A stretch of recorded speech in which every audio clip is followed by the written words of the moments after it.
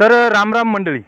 तर भरपूर शेतकऱ्यांच्या आणि भरपूर म्हणजे मला कमेंट बी आलेले आहेत आणि भरपूर जणांची एक शिकायत आहे की बुलढाणा जिल्ह्यामध्ये आता मी भरपूर व्हिडिओ टाकतोय की 31 डिसेंबरचे वर्क ऑर्डर आलेले आहेत, फिटिंग झालेली आहे, सर्वांचं मटेरियल आलेलं आहे आणि इन्स्टॉलेशनसुद्धा झालेली आहे आणि मी तेच व्हिडिओ टाकतोय. जे ओरिजिनल आहे तेच टाकतोय. कोणाचा 18 डिसेंबरला निवड झालेली होती कंपनीची आणि कोणाची 31 डिसेंबरला निवड झालेली होती.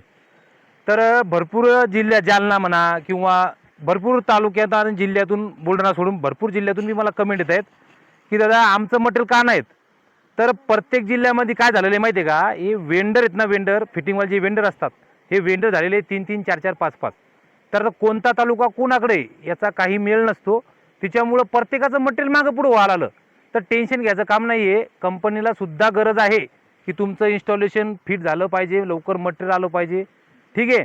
तर कुणीही असं ताण टेन्शन वगैरे काही घेऊ नका. आणि बुलढाण्यामधले बी प्रत्येकांना तेच सांगतोय की तुमचं बी मटेरियल लगेच चालू झालेलं आहे. मग वाटप म्हणजे प्रत्येकांना चालू झालेलं आहे. रोजच्या 2 ते 3 गाड्या येत आहेत. तर प्रत्येकांना मटेरियल मिळणारच आहे आणि प्रत्येकाची फिटिंग होणारच आहे. ठीक आहे. तर तुमची फिटिंग चांगल्या प्रकारे करून घ्या. हे आपल्या मागं बघू शकता 5 HP बसलेलं आहे. आज आपण झोटिंग्यामध्ये आलेलो होतो.